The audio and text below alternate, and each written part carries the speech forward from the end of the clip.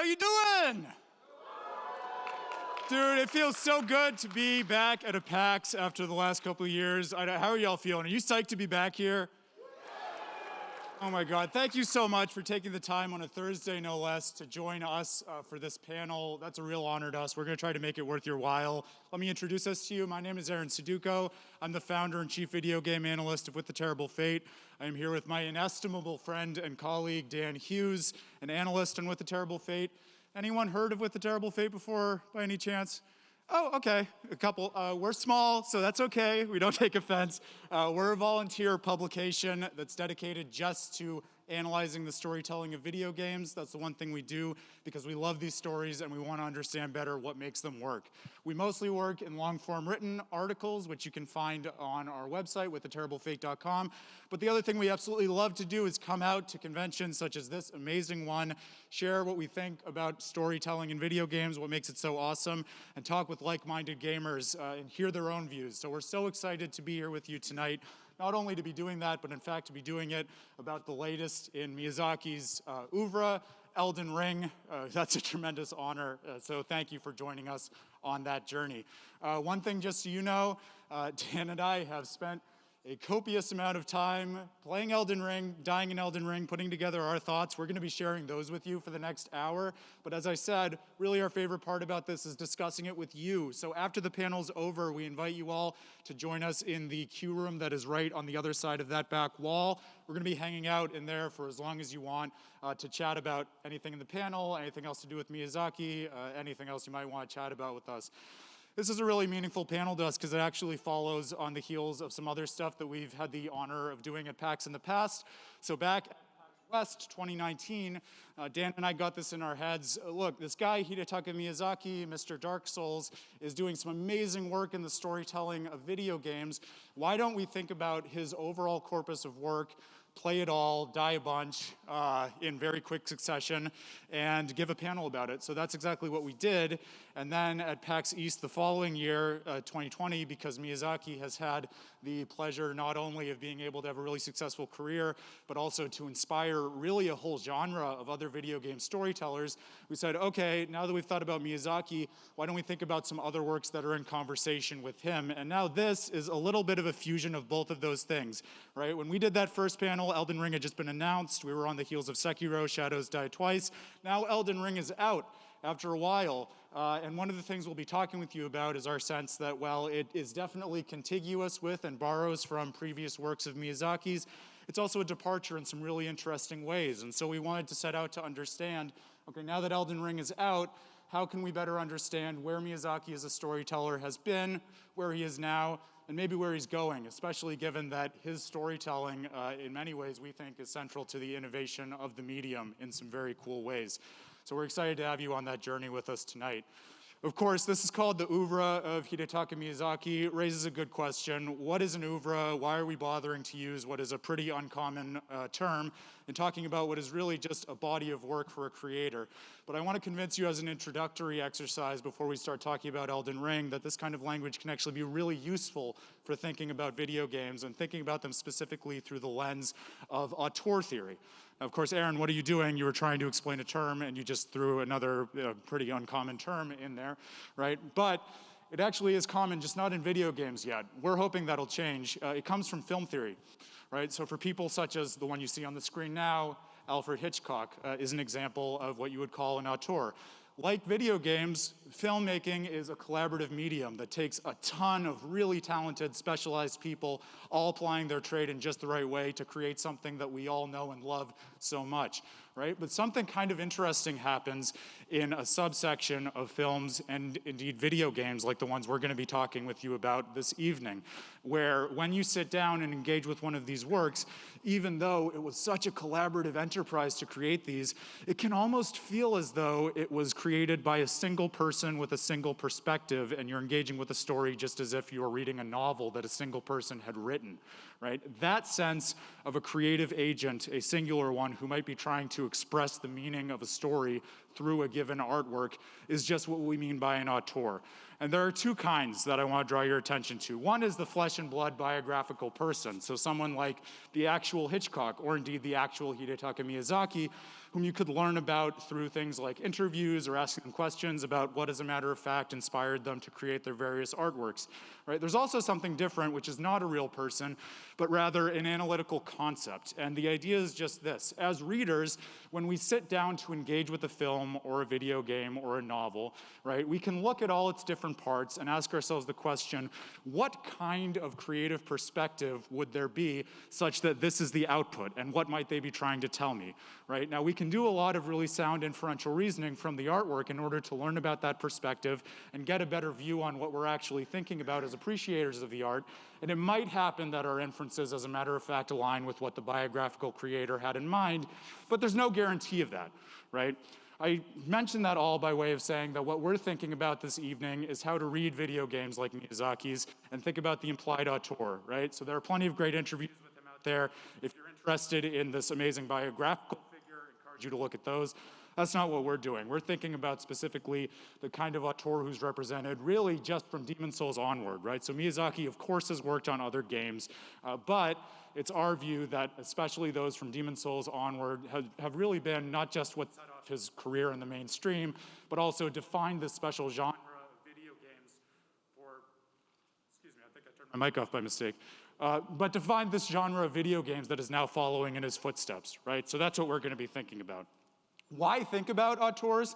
Well, something kind of cool happens when you start to ask, what is the perspective from which this artwork emerges? You start to get kind of a new language and understanding that you can then apply to other artworks. So if I know some of Hitchcock's works, and I'm familiar with some of the attributes of them that you see up there on the screen, then when I sit down and see a new movie, I can say, oh, you know, I've never seen Vertigo before, but this looks really familiar and like it's borrowing from Hitchcock. And then when it turns out that it is a Hitchcock movie, that's not a surprise to me. And indeed, when I see films by people who aren't Hitchcock, maybe they're borrowing or in dialogue with his perspective. And if I have familiarity with his oeuvre, not just as individual works, but as a representation of that perspective, I can have a new way of thinking about those films as I encounter them.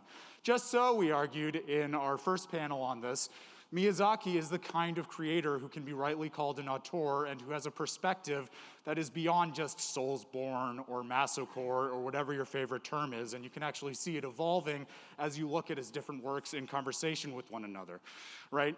There are things such as, of course, the idea that it's hard to access these games, they have unapologetic difficulty, you go through a lot of self-doubt and negative emotions if you're someone like me who's maybe not great at them as you're playing those games.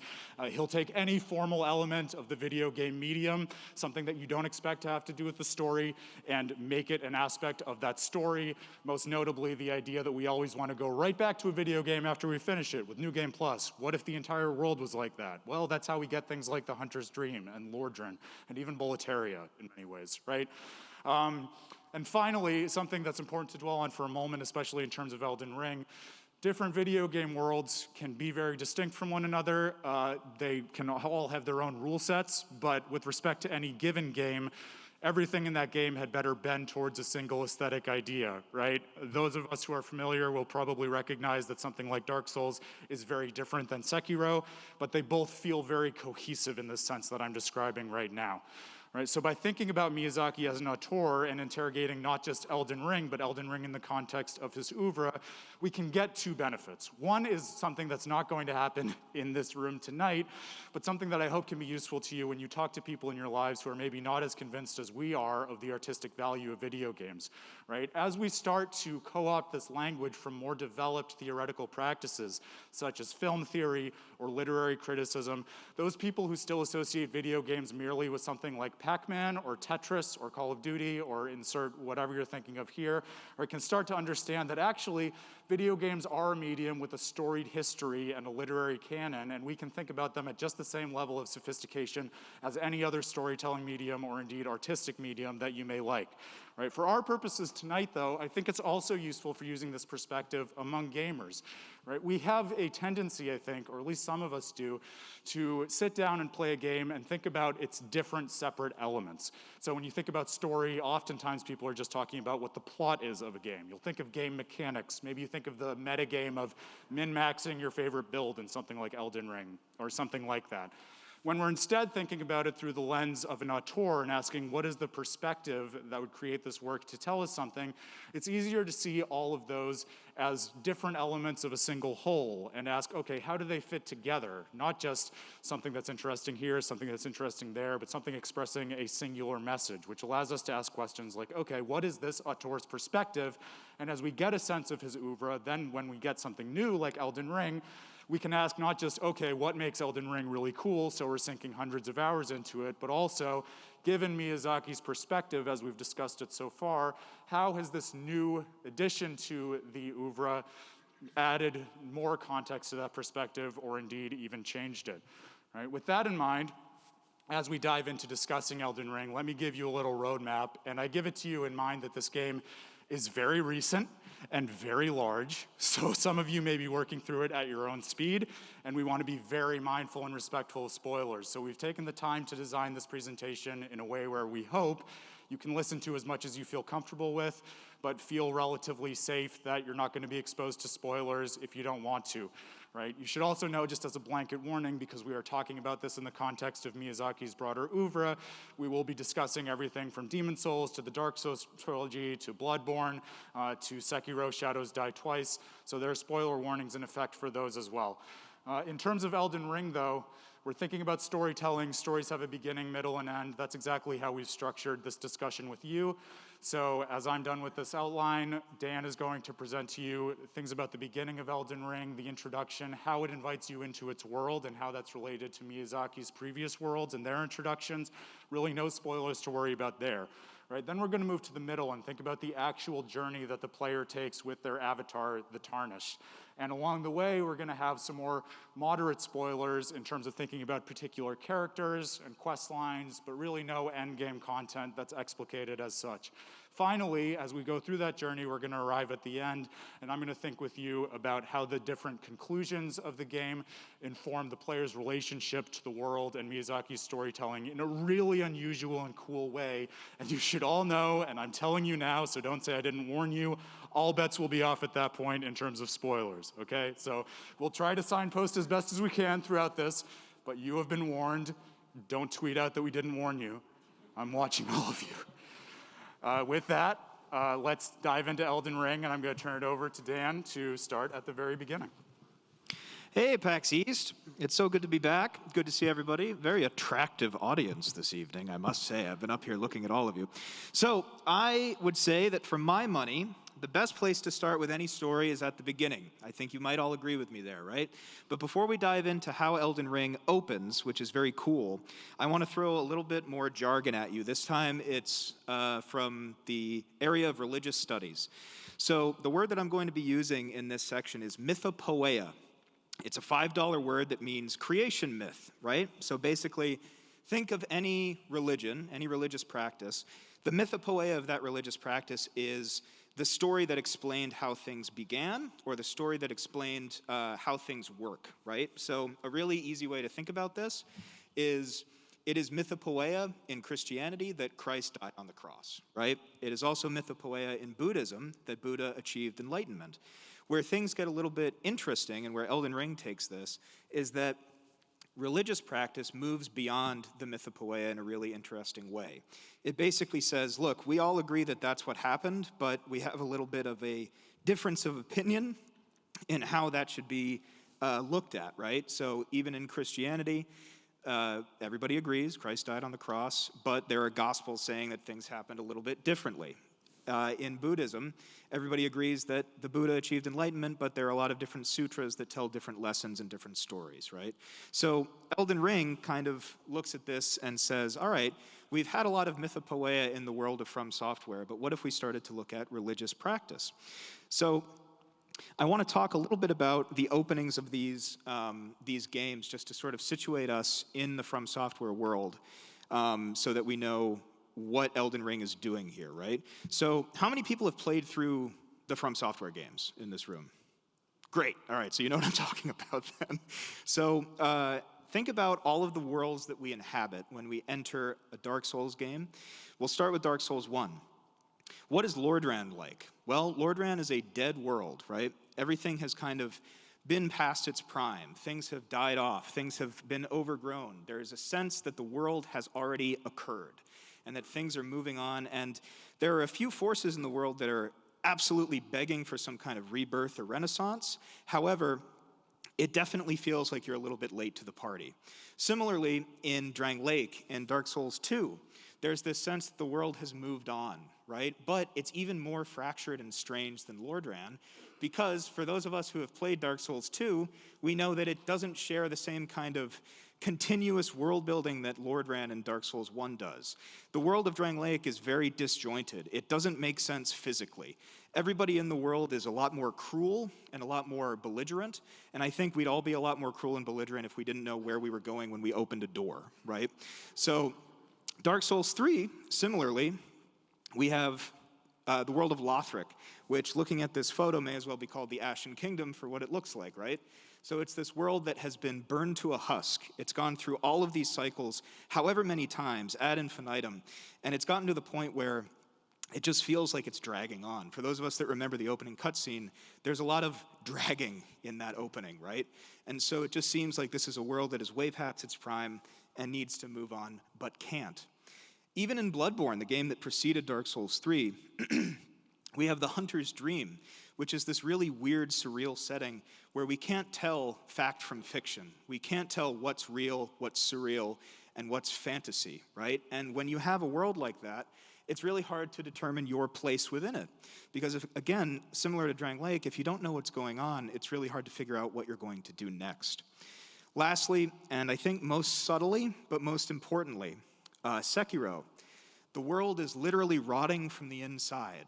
And it's rotting from the inside because of events that went into motion before you had any agency in the game. Before you took over Wolf or Sekiro, right, there's all of these things going on that have led to this rot that has taken over the world. And the more you progress within it, the more the world dies. So all of these previous From Software games have a sense that things have already happened. History has been written. All of the events that have led to the point where you are taking control of the avatar cannot be changed. And I'm going to put to you that that's what mythopoeia is, right? That is a sense of, that's how things happened. We can't change it. I have two examples up here that I think show how Elden Ring is different from these previous games. So on one side, we have Gwyn from Dark Souls 1. Gwyn is a great example of kind of this mythopoeic figure in action. And on the other side, we have the Erd Tree and the Golden Order from Elden Ring. So why is Gwyn this kind of mythopoeic figure? Well, we all know, because of the opening of Dark Souls 1, and because we're all, I would imagine, similarly obsessed with Dark Souls, that Gwyn basically ushered in the age that we know by picking up a lightning bolt and hucking it at some dragons, right? Everybody agrees with that. Everybody agrees that that is what happened, and that this is the world that we're inhabiting now. Gwyn is a real person. He has progeny. He has a big castle city. He has all of these people who worked for him. There is not a question of whether or not Gwyn is around or what he did in the past. So the conversation isn't really happening, right? Then we look at Elden Ring, which does something a little more interesting. And it basically says, well, certain things happened, like this fight between Melania and Radahn. This definitely happened in Elden Ring. But if you ask the denizens of the lands between, hey, what was that about? You're probably going to get as many answers as many people you ask, right? They're probably going to say, oh, well, I think Melania was in the right, or I think Radahn was in the right. He rocks. He's awesome. And both of those people are going to be right in that sense, right? So there's no sense that there's this agreed upon history of what happened, who fought, why did they fight, who won even, or what happened and the results of it, right? So there's again this sense that in the world of Elden Ring, things are in flux. It's not that things have been decided upon by the time you enter it. Everything is still being written. And you can even see that there's a huge disparity in how the worlds look. All the worlds I showed you from the other From Software games, and think about it, they all have this kind of forlorn sense that everything is dead or dying or scary or gross. Everything is sort of past its prime.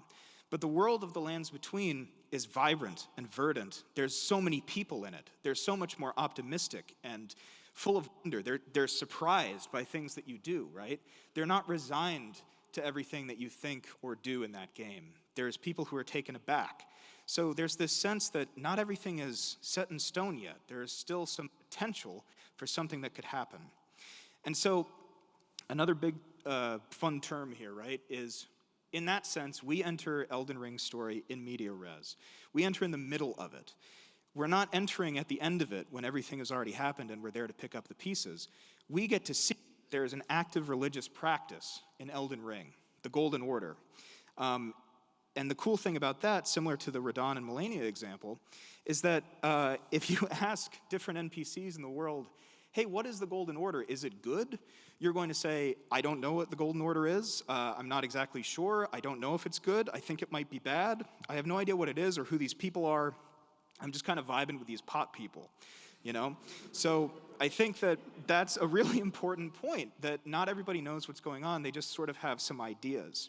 So that being said, there is this sense that the Golden Order and the Elden Ring itself looms large over the world of the Lands Between. And you can see in the symbol, there it is looming, that it's very strange and esoteric, and there's no way to kind of penetrate what it actually means. It's a bunch of these different circles that if I were living in this world, I would say, yeah, I've seen that before. I've heard stories about it. I don't exactly know what's going on or what to do. And similarly, your avatar, the Tarnished, is given this cool choice in this game. So instead of in the previous games, where you're given sort of, I would say, the illusion of choice about what to do next, there is this sense that because everything is in flux, you can kind of decide what to do, how to move forward with the Golden Order. So are you going to perpetuate things? Are you going to keep things the way they are? Are you going to change them in some meaningful way to you or someone else? Or are you going to decide to completely obliterate it and end it entirely? These are all choices that are up to you because of the way that the game is set up. You get to figure it out. And this leads to what we're going to refer for the next few slides as this feeling of boundless freedom, that you get to make your choices matter and that there's something really interesting being done with the story that you're telling here. So, to kind of round that out, what is the perspective of Hidetaka Miyazaki in this sense? The easy answer is just context matters, right? The way that we begin a story sets up how we're going to experience it from that point on. If you have a game like Dark Souls that tells you, hey, all of the light and life of this world has already happened, and it's being extinguished in one way or another, you're going to go into that game with a sense of kind of nihilistic purposelessness, right? You're going to kind of explore and see what's going on. Maybe you create purpose for yourself, but it's not going to be the same as a game that says, there's a bunch of demigods, and they're all doing weird stuff, and you get to go find out what that weird stuff is and what your place in it is, right? It opens up the world a lot more to this kind of feeling of freedom that you can get in an open world game. But what do you do? What do you do with the boundless freedom? Well, I can tell you what I did with it, right? So this is my character. I really wanted to play a samurai, so I named it Mugen. Do we have any Samurai Champloo fans in the audience? Cool, all right.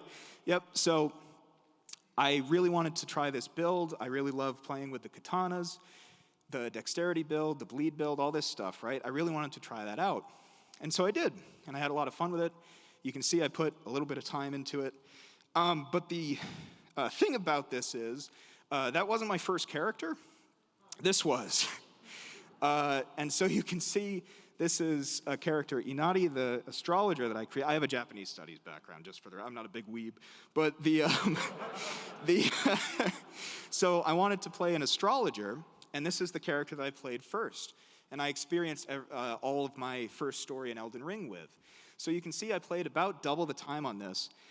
And I can tell you that a hefty chunk of that time was spent waffling on whether I wanted to respec this character and play a samurai with it, or create a new character, right? Who's had that experience? I had a feeling, right? So my feeling about this is that, obviously I went with the samurai character, and my feeling about that was that I just had this weird feeling in my gut that if I were to respec this character, which is something that you can do pretty early in Elden Ring, it would somehow betray the story I had written with it. And I'm seeing a lot of knowing nods in the audience, which is cool, right? So I decided instead to start over and have this new character that I could write a different story with. And something really interesting happened. I started asking myself, which path do I want to follow, right? And each of them was equally interesting. So with the samurai, I found myself really interested in this character, Moog. So this is where we're getting into some light spoilers. Nothing too crazy. But he is the self-proclaimed god of blood, right? Or the Lord of Blood. And I found myself really interested in his connection to this other character, Mikola, and what the hell he was doing with this formless mother character. Moog is a fun mystery that I'm not going to attempt to solve tonight. So I found myself trying to do that, though, and I had a lot of fun with that because that's how I built that character. Similarly, I was really drawn to Ronnie's questline as the astrologer. There is this feeling of kind of ethereal magic that made me want to follow her questline as well as the Selen character's questline. There were certain things that I did on that didn't quite feel right on the samurai character, and vice versa there. But the cool thing is that they each felt natural for the role, right? All the choices that I made felt like I was telling a different story in the lands between. So here's where I want to kind of stop for just a minute and say, all right, you're probably saying, Dan, it's an open world game. Of course, you get to make all these choices, right? Here's how I'm going to say it's different. So I think a really apt comparison to Elden Ring is Breath of the Wild, right? There is a feeling that, as everybody says with Breath of the Wild, if you can see something, you can go there, right? You can do it in Elden Ring, which is a huge feeling of freedom. But the difference is, who was surprised when Link beat Ganon? None of us, right? So there is a sense that there is as much freedom in Breath of the Wild. It's a fantastic game. I'm not here to rag on it. It's a beautiful game. But we know what's going to happen in it. Not so with Elden Ring. Your choices make very different consequences for you. And I think that's really cool. So even though I had radically different experiences and told radically different stories, I found that I got a deeper understanding of Elden Ring. And even though I got different endings on both of these characters, I think that I can synthesize both of those experiences and tell all of you what the true ending of Elden Ring is here tonight. Dan, hang on. We said we were going to warn them before we got into ending spoilers, and look, I'll be honest. You are saying all these things about the freedom afforded by the game. Right. I don't even know what you're saying the true ending is, so you should just preview that with me before you tell them whatever you're going to say. Yeah, no problem. How can you think that's the true ending? There are so many different things you can do in this game. I played 100 hours with 2 characters. I feel like I know something about Well, look, you might have a few hours in with the game, but I think there are so many different ways you can get value out of this game, and to call that true is just disingenuous. That's fine, Aaron, but you're going to have to do, I don't know, a presentation about it for me to be convinced. Well, lucky for you, Dan, I actually brought some slides, so okay, I'm happy to do that. Please. Here's a question for you all, because I want to know whether I'm crazy. The first time those of you who played Elden Ring saw these fingers, how many of you looked down at your own hands? Okay, I'm willing to accept I'm crazy, but at least a handful of you, no pun intended, also are. So that's great. I think something that follows very naturally from thinking about all this cool freedom in Elden Ring, once you look around the world and see things like the 2 fingers, is the idea that this freedom is actually imputed upon the player in a way that is unusual for any video game, open worlds included, and that it actually gives you the opportunity to do things in that world and change the world in a way that is very challenging and satisfying and unlike what has come before for Miyazaki or other storytellers. Right? I would suggest to you that if you didn't think about your hands when you saw the 2 fingers, think now with me for a moment about these disembodied fingers in this world that represent this greater will outside of the world and whose twitches and impulses are interpreted by designated characters, the finger readers within that world. And ask yourself as we go through these next exercises, doesn't that maybe seem a little bit like what I'm doing every time I sit down and play a video game? But it's not just the 2 fingers, right? One of the interesting things about Elden Ring is the more you turn over these stones that hide the lore and these different characters, the more you discover a lot of situations where a certain character looks pretty similar to you, the player, and your role, with an attached character who looks pretty similar to an avatar. You have things like the Greater Will and the Two Fingers. You have things like the god of Scarlet Rot imprisoned under this lake, yet manifesting itself through millennia, who ultimately ascends to goddesshood herself. You have things like the Formless Mother, who's being channeled in one way or another through Moog, as Dan alluded to, right? There are all of these outer gods imposing their wills by proxy upon the lands between, kind of similar to what you're doing as a player. But what's interesting about this is outer gods in general are not a new concept, right? They're oftentimes associated with things like Lovecraft and things like Bloodborne, things such as Cthulhu, or indeed the moon presence that you see here, right? These are different in Elden Ring, though, because part of what's scary about outer gods such as Great Ones or Great Old Ones is the fact that not only do they exist beyond the physical realm of the world to which they pertain, but they are also epistemically beyond that world, which is just to say that what's scary about Great Ones in Bloodborne is that they are by definition the kind of things that humans cannot understand. They are a different class of life form, and so merely even attempting to contemplate them is what drives people mad. You can't relate to that kind of being as a player because they're simply unknowable. In contrast, the outer gods in Elden Ring are much more like characters. When you see these disembodied two fingers at, close to the beginning of the game, they might initially feel kind of eldritch and kind of Lovecraftian, but then something interesting happens. You go through the world and you can actually discover artifacts that tie the two fingers to the history of the world. You can learn about how a religion was developed around them and how they used to, hilariously, orate by twitching wildly, and people would interpret this and cultivate entire cultures around this. These are outer gods who have personalities and desires and impose them upon the world in ways that we can relate to more as a player, which invites us to think as we go through this world, yes, of course I have this avatar, and yes, of course I can shape him or her in interesting ways, in ways that feel authentic to the storyline I'm telling with them, but also maybe as a player, I'm also kind of a character in this world, and I can make decisions in a way that are meaningful to me and meaningful to the world. And what's cool about Elden Ring is not only does it give you that opportunity, but it kind of gives you some responsibility along with it and tells you that you need to do something with this special sort of agency. Miyazaki, it's no secret, loves to play with the idea of guides who bring the avatar and the player along their journey, right? We have Gehrman, kind of a guide at the beginning of Bloodborne, kind of not so much a guide at the end of Bloodborne. Even someone like Emma in Sekiro can turn against Wolf if he makes what you might consider the wrong choice.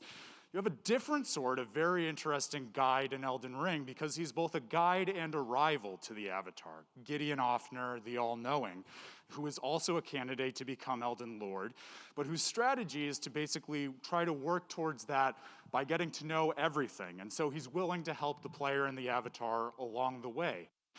And something kind of interesting happens, which is as Gideon starts to learn more, he starts to doubt that the quest that you and he are both on has any meaning and can really even be fulfilled. And that starts to wear on Gideon a little bit. And you start to see the impact that it has on him as you go through the game. And I'm not going to say more just yet.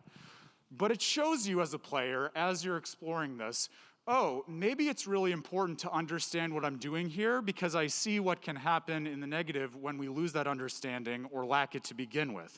On the other side of the equation, we see characters who are actively trying to come to new understandings of the world. There are a few with quest lines that are very involved that you can take your avatar along to help them understand a new order that can be used as a way of understanding the world.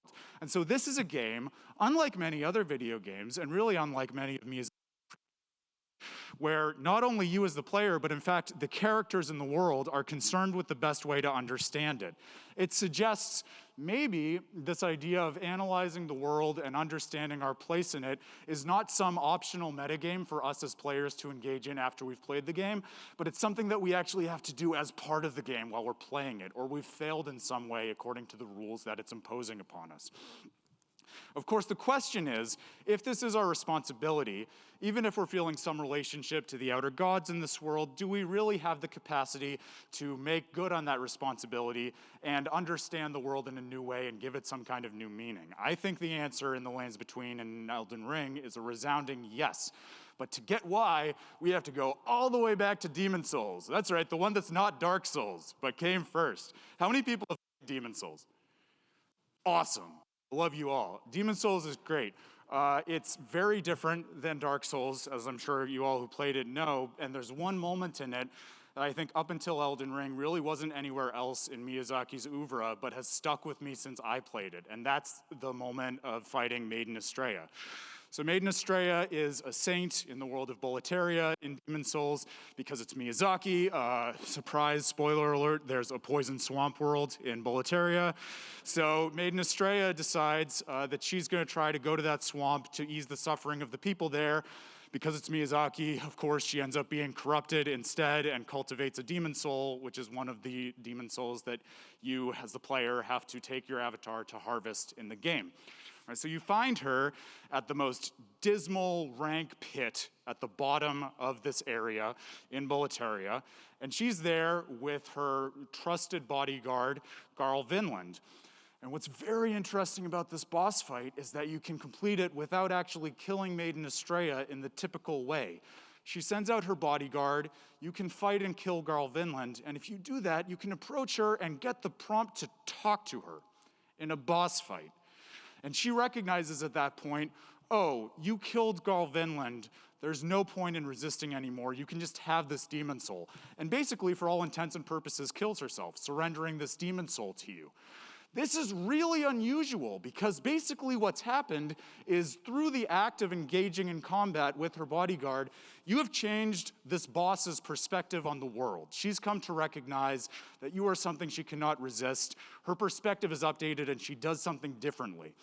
Now you might be saying, Aaron, video games are an interactive medium. Of course you can influence the world. That's not interesting. But think about all those other games that Miyazaki did. Part of what makes these worlds feel so dead and so deafening as you try to make meaning out of them as a player is the fact that so many of these characters are indifferent to your presence. Whether those are NPCs that aren't interested in you and have already given up, or bosses that are really hard and also don't even seem totally cognizant of the fact that you're there trying to kill them, right? That is soul-crushing and not an opportunity to influence anything. It is different than what I would call conversational influence, as you see in this battle with Maiden Estrella. And in Elden Ring, we're going to get into a few more spoilers of bosses and characters here, this influence is everywhere. It is the rule rather than the exception. You get to fights such as with Godfrey, the first Elden Lord, and you learn through exploring the game that before he became Elden Lord, he was a warrior, right? He was Hoaraloo, he wasn't Godfrey, but he basically gave up that fighting spirit once there was no one worthy to challenge him anymore. And through fighting him, in what is maybe one of the most invigorating fights that I've engaged in the past few years of gaming, he actually regains that fighting spirit. He says, wow, this is a worthy battle. And in the middle of that battle with the Tarnished, he renames himself. He kills his beast, Sarash, becomes a bloodied warrior again, and says, this is going to be a fight worth having, more or less, right? Not an actual quote, but you take the point. Many bosses in Elden Ring are like that. Melania ascends to godhood after her Scarlet Rot blooms the third time because she is engaging in combat with the Avatar. And even outside of bosses, you have guides who will abandon you in this game if you do something they don't believe in. You have characters whom you can help along quest lines who don't expect you to do so, but are in fact surprised every step of the way. Like if you make the effort to go along that Ronnie quest line that Dan was alluding to before, and we'll talk a little bit more about later. Right? This game tells you at every turn, yes, you have the ability to change the minds of people in this world, and so you'd better use that agency you have as a player to do that, because it's incumbent upon you. What's the perspective of Miyazaki that we can take from this? Well, remember at the beginning, we said that one of the identifying characteristics of his auteur perspective is this idea of self-doubt that he cultivates in his players. I think we can think about this as that same kind of doubt turned towards the world. When you have a world that is indeed as fractured and various and open as the lands between, it can be really daunting to try to understand it as a player and try to make meaning out of it. And that's what we see characters within this world wrestling with. They don't know how to make sense of it either, as Dan was saying, right? There's this kind of mythopoeia in the background, but making sense out of it is not as clear-cut as understanding that Gwyn did thus and so in the past of Lordran, right? But just like you're able to overcome your self-doubt, hopefully, by playing through something like Dark Souls 2 and overcoming those negative feelings with which it crushes you, so too can you pick up the pieces in the lands between and say, yeah, this is really hard. There's a lot to wrap my head around, but I can overcome it and I can make my own meaning out of this world as a player. I have the ability to do that. And you know, Dan, actually, as I'm saying that, I think I might have been a little harsh on you before, so I'm going to apologize. And I think there's a way to make sense of our perspectives as both being kind of right.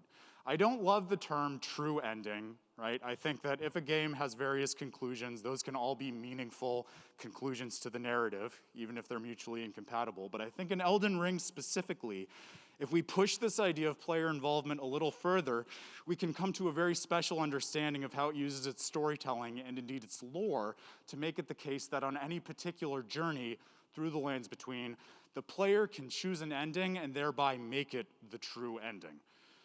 So let me walk you through what I mean by that.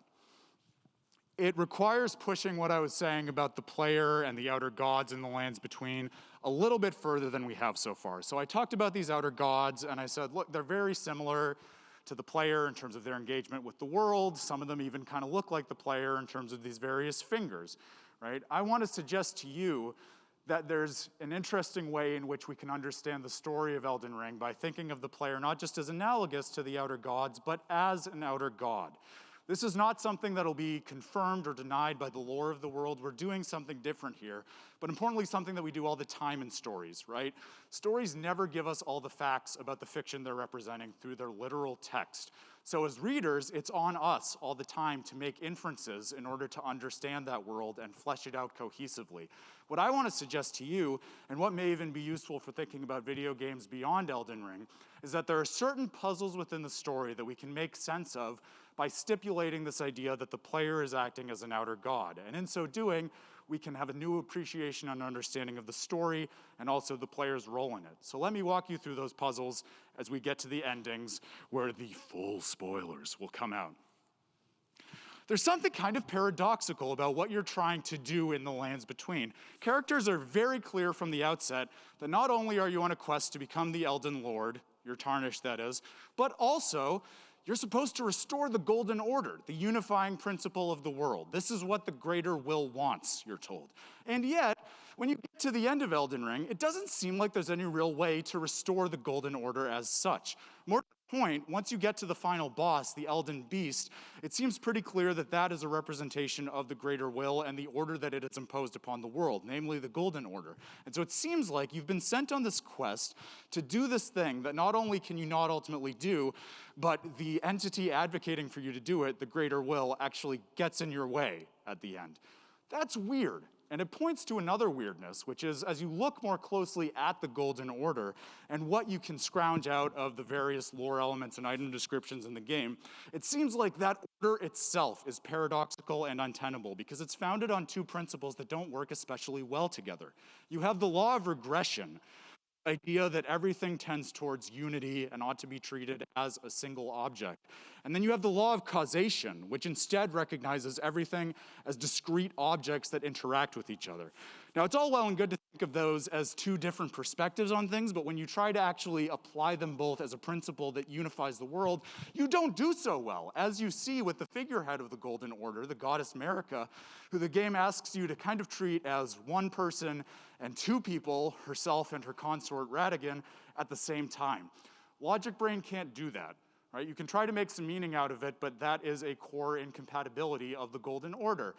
And so what I want to suggest to you is why you can't restore the Golden Order is the fact that it's not the kind of thing that can be restored or, in fact, established in a stable way in the first place, right? Because its nature is pulling against itself.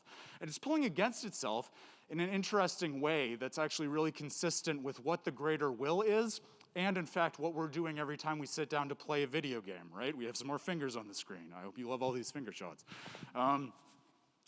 When we sit down to play a video game, and now I'm thinking generally, not just about Elden Ring, but whatever your favorite game might be, right? We are expecting the world of that game and hoping that it will be singular and cohesive and this kind of fictional universe separate from our world that we can engage with.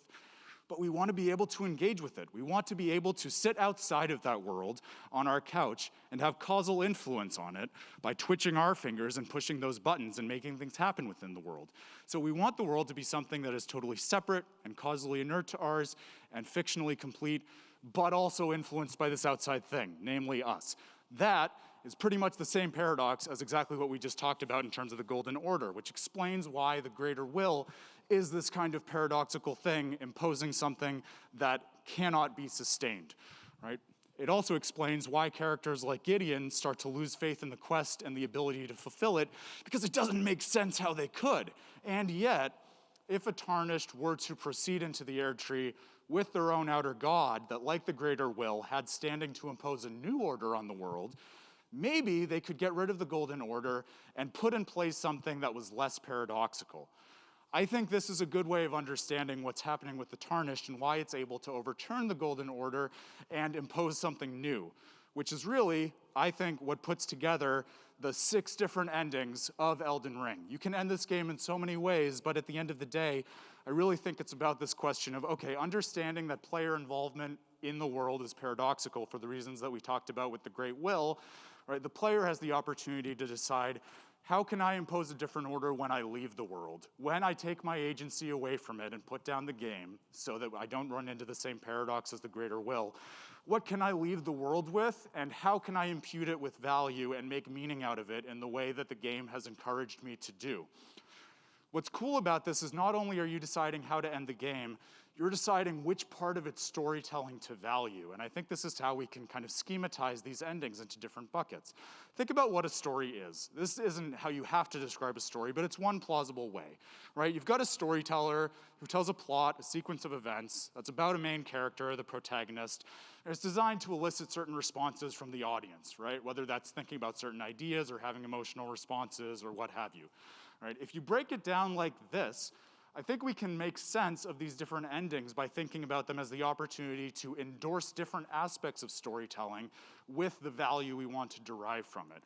Where the Elden Lord endings, of which there are 4, are thinking about and giving value to the plot of the game. The Frenzied Flame ending, my personal favorite, is an opportunity to give the protagonist, that is the avatar, because it's a video game, a very special kind of agency that avatars usually can't even conceive of. And the ending with Ronnie, in which you become her consort and usher in the Age of the Stars, is an opportunity to value audience responses, especially emotional responses to a story, above either of those other options. So let me walk you through those endings and how I see them all folding into this. The plot endings first, right? You know that a game is going to be self-consciously concerned with plot when it has literal lines of light pointing the way along the plot in case you get lost. And this is a place where I think it's worth shouting out the other creative mind behind Elden Ring, George R.R. Martin. I would not call myself a George R.R. Martin scholar. I've watched Game of Thrones, though. And one thing that's worth noting here that I think is interesting, without spoilers for Game of Thrones, is that this feels to me very similar to the notion of the Lord of Light from Game of Thrones, for those of you who are familiar with the series. The Lord of Light is this godlike entity that's able to guide events in the world towards a desired conclusion, and so things that usually don't have a narrative explanation, like plot armor, suddenly get one within the fiction. Oh, this character didn't die because the Lord of Light has plans for them later on in the plot. You have something similar going on with the notion of grace in this world, where the 2 fingers and the greater will are pointing you towards that path of becoming Elden Lord that they want, even if it's a paradoxical thing, right? And so you have the opportunity, if that plot is what you value and where you, as an outer god, locate the storytelling of Elden Ring, to follow along that plot and reach the conclusion where your Tarnished does, in fact, become Elden Lord, consistent with the narrative and consistent with the narrator. The opening scene of Elden Ring has a narrative voice that only comes back in these 4 endings to tell the story of how your Tarnished did, in fact, become Elden Lord. And it's interesting because while the other 2 endings we'll talk about are totally different cinematics with rich stories of their own, these 4 all kind of feel like skins. The narrator is saying basically the same thing, almost word for word, about how your Tarnished became Elden Lord, only deviating at the end, talking about which particular order you ushered in, whether it's the Age of Fracture or one of these mending rune options to create a new order for the world. And the cinematography is basically identical as well, right? I think one way of understanding that, and also why there's only one achievement or trophy associated with these 4 endings, that of becoming Elden Lord, is the idea that what you're doing as a player in these endings is fundamentally the same. You're deciding that you want to vest the story with value in its plot, and you're resolving the paradox of the greater will by allowing the characters within that plot to take control of the story for themselves and decide what to do with their lives and how to make meaning out of the world. Whether that's the typical Age of Fracture, where you're just recognizing there are all these different cultures in the land between, let's take the unifying principle of the Golden Order away and let them be themselves, or if you choose one of the mending runes to decide, hey, this particular character can take this aspect of the Golden Order and the fractured lands between, and basically spin out a whole new world philosophy from it, whether that's a blessed curse or a new kind of Golden Order or death being brought back into life. But as soon as you have the idea of following along a plot, you also have the opportunity to deviate from that plot. This is something that is not new in the abstract to Miyazaki, right? How many people have seen this screen? Okay. How many people were really bummed out when they saw this screen? Okay, wow, that's surprising to me. I had a really bad time with the Shura ending to Sekiro Shadows Die Twice, and maybe I'm unusual in that regard. This is an ending, for those who don't know, that basically cuts the game off at the midpoint, gives you the opportunity to surrender your avatar's agency to someone who wants to take control of the world for himself, and leads your avatar to spin out into this hatred-driven demon called a Shura, who subsequently kills anyone who could stop him, and it's implied destroys the world, right? That was kind of a bummer and a letdown for me playing through Sekiro, especially in light of some of the other endings and opportunities, right? What's cool, though, I think, about Elden Ring is it gives you the opportunity to deviate from the plot in 2 different ways that basically separates what's happening in the Shura ending of Sekiro into 2 distinct things, where one is surrendering to emotion, like you get with Shura, and the other is destroying the world. And yet those 2 parts, when separated, to me, are much more uplifting than what you get in something like Shura. So let me walk you through those. The first is the quest to become Ranni's consort. Ranni is one of the demigods, right? She has a different plan for the world. She recognizes that the order as she sees it in the world is all too tightly bound up. There's life, and there's order, and there are emotions, and they're all just too close to each other. And I think she's also in a unique position to recognize that that bound-uppedness is not good for the emotional experience of people because it subordinates those emotions to duty. Ranni is one of the few people in the Lands Between with childhood friends, people who have stayed with her since she was young, and in spite of their duties to the contrary, have supported her in all of her objectives along the way, oftentimes at great personal cost. She's also the daughter of Rennala, who was previously married to Radagon until Radagon decided to abandon her to marry himself because Marika is Radagon, and we're back in the paradox of the Golden Order. She has reasons to recognize that emotional responses are valuable, and yet when people are duty-bound in ways that contort those emotions, it can be deleterious, it can be dangerous, it can be actually kind of very much like the experience of a player who plays one of Miyazaki's games. Right? And I don't say that lightly, because if you think about the duty of trying to move the plot forward and succeed in these games, Miyazaki's work is often really mechanically hard, right? You die a lot, and as you die, you can get really frustrated, and those emotions can actually make it harder for you to exercise your duty and proceed in the plot. It seems like bound up in exactly the way that Ranni is talking about. If you recognize that, and think that maybe there's some value to emotion if we can just have it at a distance from everything else, as she describes, and have an opportunity to usher in a new age where things like doubt and loneliness and fear are at great remove from the rest of the world and you're contemplating those, then you can undertake an entirely optional marriage plot embedded within Elden Ring, where you too deviate from the duty of the game, walk away from the plot as described by these lines of grace, and instead say yes, not out of duty, but purely out of emotional investment in this storyline, I'm going to choose something different. That's a really cool path for valuing just the emotional experience of an audience in a story rather than thinking about its plot and the obligations that follow from it. And I think it's an opportunity as a player of Miyazaki's work, if you go through this storyline, to then maybe go back and play Elden Ring again or some of his other works and say, what if I apply that perspective to my experience and don't think of my emotional reactions to things like dying a lot as mere obstacles, but rather as ends in themselves? Or, if you're not interested in emotions and instead just want to give all the power in the world to your avatar, you can do that too. How many people have done the Lord of Frenzied Flame ending? Okay, I'll be honest with you, and again, maybe I'm in the minority. This is my favorite ending, and I think it's really uplifting in a way that I, as a player, didn't expect, right? Because it gives you an opportunity to impute freedom to your avatar by divorcing them from the logic with which you, the player, usually guide them.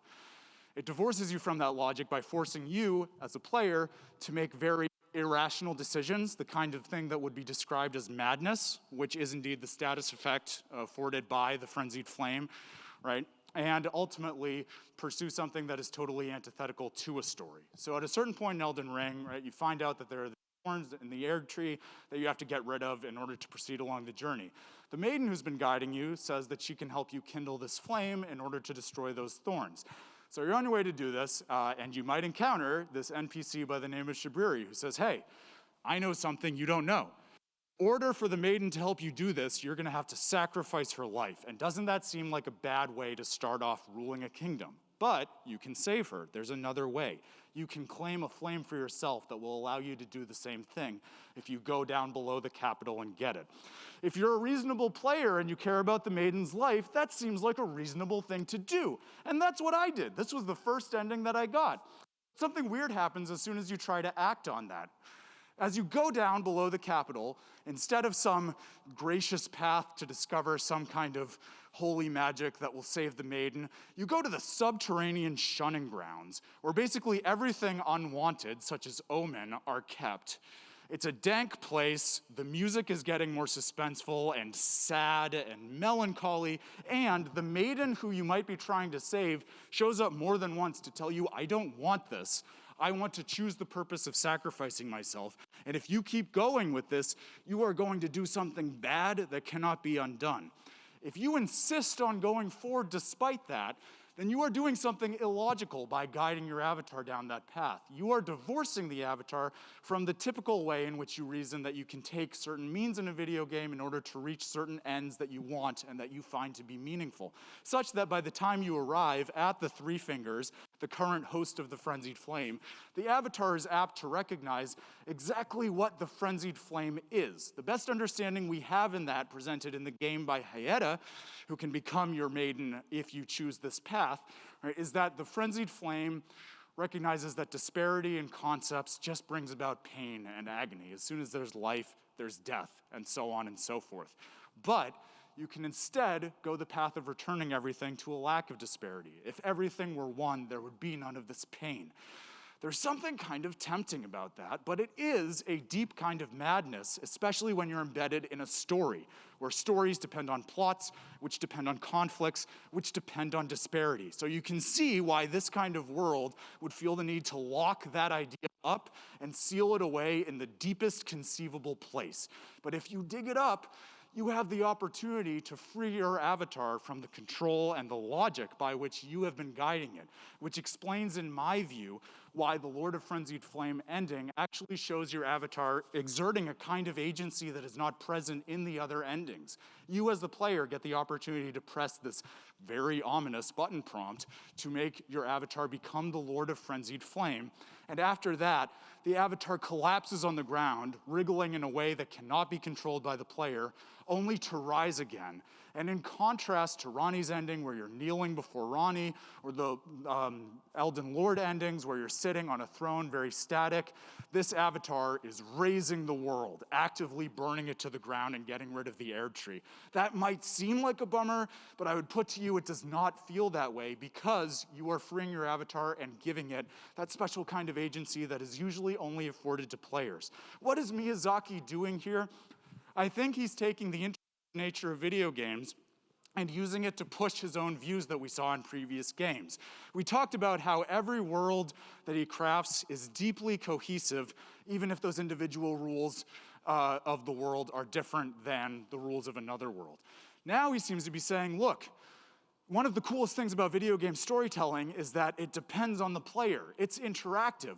So why not have a game where the player can actually decide from many incompatible rule sets what rules they want to apply to this world and how they want to make meaning out of it. In that way, unlike his previous works, the player of Elden Ring is not just choosing a conclusion to the narrative, choosing how to tell the story and where to put the value of that story.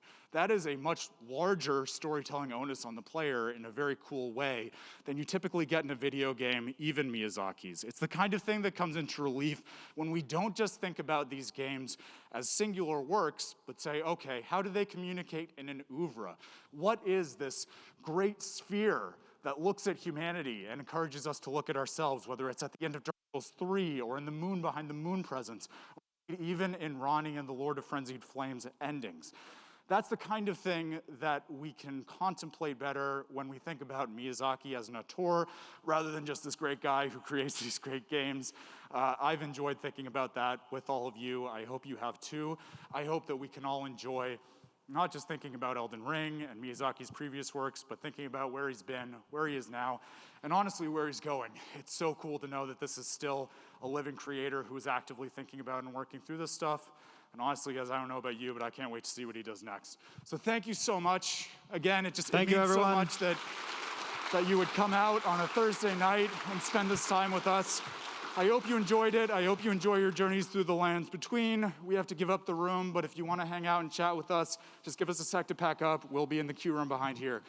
We also have cards. If anyone wants the website's info, they're up here. Feel free to grab one as you head out. Thank you, everyone. Praise the sun, everybody.